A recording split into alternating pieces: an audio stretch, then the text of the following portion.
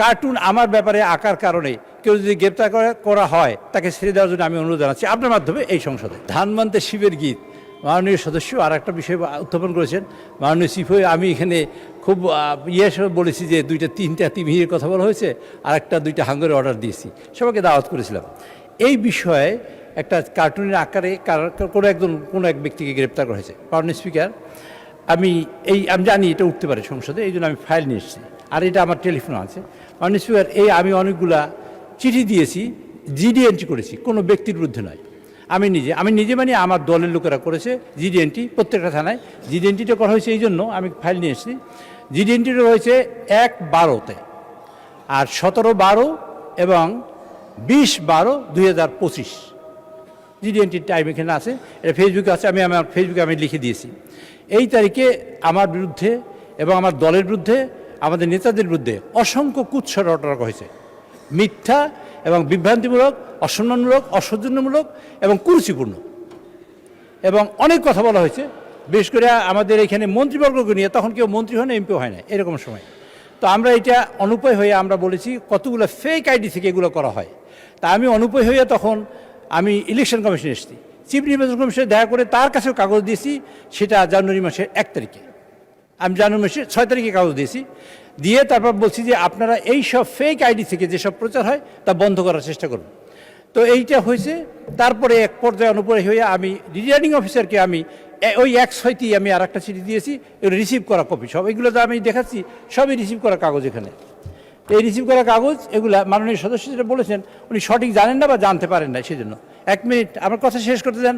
আপনার হাত যাওয়ার দরকার নেই, আমার কথা শেষ করি। এগুলো হওয়ার পরে চিফ হুইপ আমাকে অ্যাড্রেস করেন প্লিজ, আপনাকে অ্যাড্রেস করে কথা বলছি। এগুলো দেওয়ার পরে মাননীয় সদস্য আমাকে অ্যাড্রেস করেন। এই সব দেওয়ার পরে আমরা অ্যাকচুয়ালি কোনো সুরাহা করতে পারিনি। এটা আইন শৃঙ্খলা কমিটির মিটিংও আমরা বলেছি যে যারা ফেক আইডি দিয়ে এটা করে আপনারা তাদের বের করে তাদের শাস্তি আওতায় নিয়ে আসেন অথবা কোনো একটা ব্যবস্থা করেন, কিন্তু ফাইনালি নির্বাচনের আগে আমরা করতে পারি নাই। আমি তারপর গতকালকে আমি পত্রপত্রিকায় দেখেছি যে এক ভদ্রকে গ্রেপ্তার করা হয়েছে কার্টুন আকার করে। মাননীয় স্পিকার, আমি আপনাকে দ্ব্যর্থহীন ভাষায় এবং পরিষ্কার করে বলতে চাই, কার্টুন আমার ব্যাপারে আঁকার কারণে কেউ যদি গ্রেপ্তার করা হয় তাকে ছেড়ে দেওয়ার জন্য আমি অনুরোধ জানাচ্ছি আপনার মাধ্যমে এই সংসদে। কিন্তু এটা আমি আমার ফেসবুকে লিখে দিয়েছি, আজকে পোস্ট করেছি। কিন্তু ওই ভদ্রলোক এখন পর্যন্ত আমরা জানি না এইসব সাইবার কার্যক্রমের সাথে জড়িত কিনা, এখন পর্যন্ত আমি জানি না, আর কেউ জানতে পারে।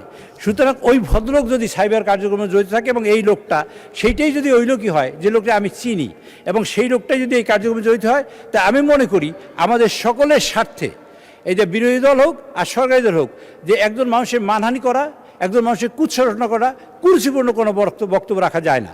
তো এর মধ্যে দেখা হয়েছে মাননীয় স্পিকার, একটা সাইবারের ইনফরমেশন কালেকশন করে আমরা দেখেছি বিভিন্ন পদ্ধতিতে, এই কালকে থেকে জানার পর থেকে আমরা কালেকশন করেছি। তাদের দেখেছি এক ভদ্রলোক, এই হাসান নামে তার ভদ্রলোক, তিনি অনেক কিছু কার্যক্রমের সাথে জড়িত, ম্যান পাওয়ারের সাথে জড়িত, মানুষ এক্সপোর্টের সাথে জড়িত। ভাই আমার কথা শেষ করতে দেন কাইন্ডলি। আচ্ছা, এবং সাথে মানি লন্ডারিং সাথে জড়িত, এরকম অনেক ইনফরমেশন এখানে আছে। এটাও কতখানি সঠিক তা আমি জানি না। কাজে আমার বক্তব্য হলো, এই ভদ্রলোকই যদি সেই ভদ্রলোক হয় যিনি এই সাইবার কার্যক্রমের সাথে জড়িত, তা আমি মনে করি তার এইটা গভীরভাবে খতিয়ে দেখা উচিত সরকারের, এবং এটা পর্যালোচনা করা উচিত এটা সঠিক কিনা। যদি সঠিক হয় আমি মনে করি সেটা আইনের আওতায় আনা উচিত, যদি সঠিক না হয় তার ব্যাপারে আমার কোনো অভিযোগ নেই। ধন্যবাদ মাননীয় চিফ হুইপ। মাননীয় স্পিকার, আরেকটু কথা শেষ করতে চাই।